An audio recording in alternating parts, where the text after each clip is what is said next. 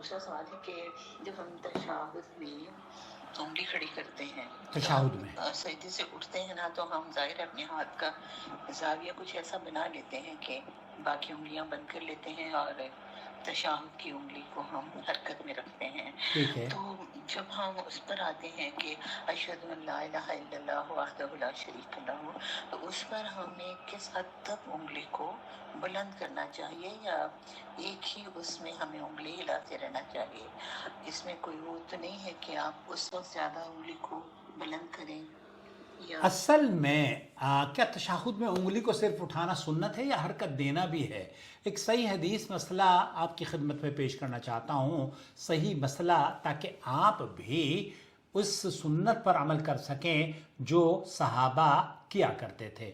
बहुत से मुसलमान दोस्तों, भाई और बहनों, तशahhud में शहादत की उंगली को सिर्फ एक मरतबा उठाते हैं और ऊपर उठा के अशहदु अल्ला इलाहा इल्लल्लाह और इस तरीके से फिर वो गिरा देते हैं। लेकिन जब उंगली को हरकत देने की बात आती है तो इख्तिलाफ शुरू हो जाता है और कहते हैं कि उंगली एक मरतबा उठाई जाएगी, और बाज़ लोग ये कहते हैं कि दुआया कलिमात पर उससे हरकत दी जाएगी और आखिर तक उसकी कैफियत उठी रहेगी। सवाल यह है कि नबी करीम सल्लल्लाहु अलैहि वसल्लम का अपना अमल या सहाबा का अमल क्या था? इस मसले में सहाबी रसूल हज़रत वाइल इब्न हुजर रज़ियल्लाहु ताला अन्हु की रिवायत फैसला कुन हैसियत रखती है।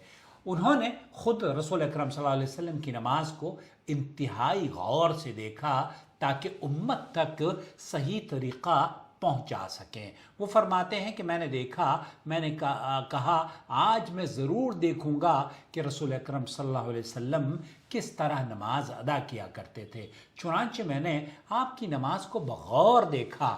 फिर उन्होंने नमाज के तमाम अफ़आल को बयान भी किया, यहाँ तक कि तशahhud का ज़िक्र करते हुए फरमाया तुम्मा क़बज़ इस्नतैन मिन असाबिही, फिर आपने दो उंगलियां बंद कर ली, अंगूठे और दरमियानी उंगली से हल्का बनाया, फिर शहादत की उंगली उठाई और मैंने देखा कि आप उसे हरकत दे रहे थे।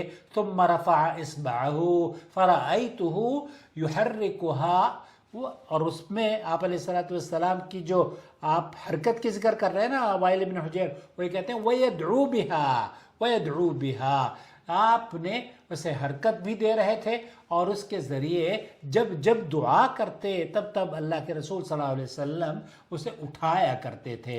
तो आप शुरू से लेकर आखिर तक उठाएं, ये ज़्यादा सुन्नत और सही अमल है। सुनन निसाई, सुनन अबी दाऊद, सुनन अहमद, यहाँ हदीस के अल्फाज बहुत वाज़े हैं। यानी रसूल अकरम सल्लल्लाहु अलैहि वसल्लम सिर्फ उंगली उठाते ही नहीं थे बल्कि दुआया कलिमात के वक्त उसे हरकत भी देते थे। इस तरीके से आप बहुत सारे लोगों को देखा है कि वो बहुत ज़्यादा हरकत देते हैं। ये ज़्यादा हरकत इस तरीके से नहीं करनी चाहिए बल्कि आराम आराम से।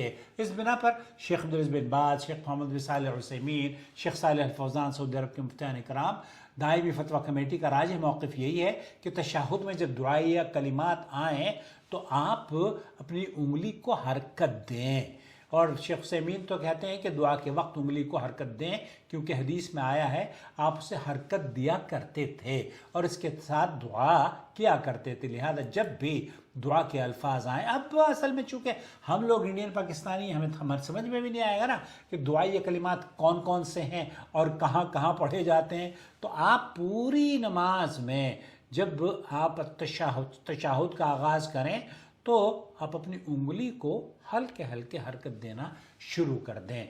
ये हरकत तेज़, मुसलसल, ये गैर मामूली अंदाज में नहीं होती, वक़ार, खुशू और सुन्नत के मुताबिक हल्के इशारे के साथ होती है।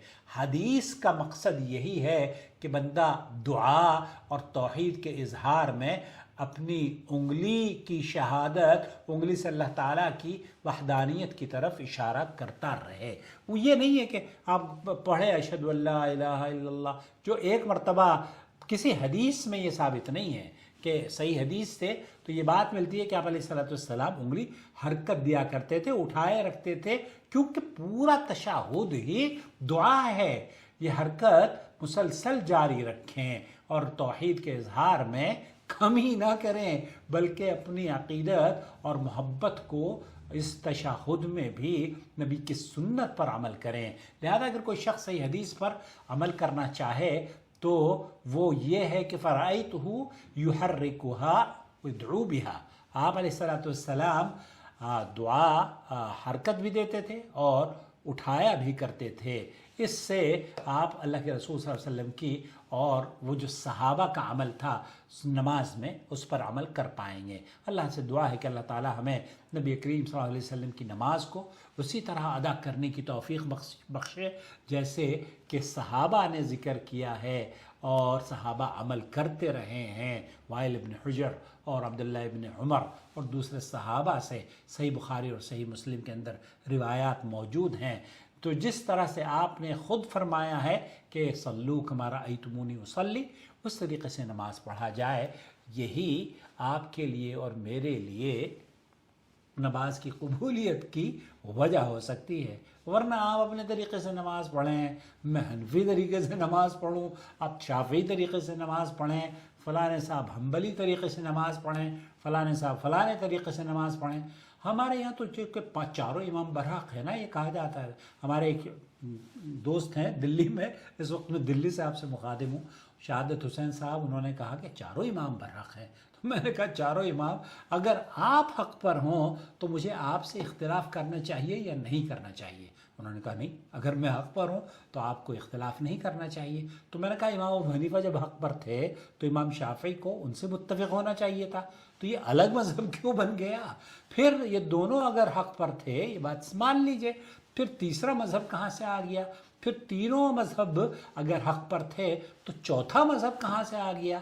سعودی عرب کے علماء کا موقف یہ ہے، شیخ صفی الرحمن مبارک پوری رحمۃ اللہ علیہ بہت خوبصورت بات کہا کرتے تھے، وہ کہتے تھے کہ ان سب کا احترام کریں، بلکہ چار امام ہی نہیں، ایسے اور دسیوں امام ہیں جو اسی پائے کے محدث اور خدمت گزار گزرے ہیں، جنہوں نے دین کی خدمت کی ہے، لیکن ان کا دین ان کا ہے جس پر وحی نازل ہوتی تھی، دین اس کا ہے جو اس دنیا کا مالک ہے اللہ، اور جس طریقے پر ہمیں نماز ادا کرنی ہے وہ نبی کریم صلی اللہ علیہ وسلم کی نماز ہے۔ اس لیے اپنا بہت خیال رکھیں اور یہ سمجھنا کہ چاروں امام برحق ہیں۔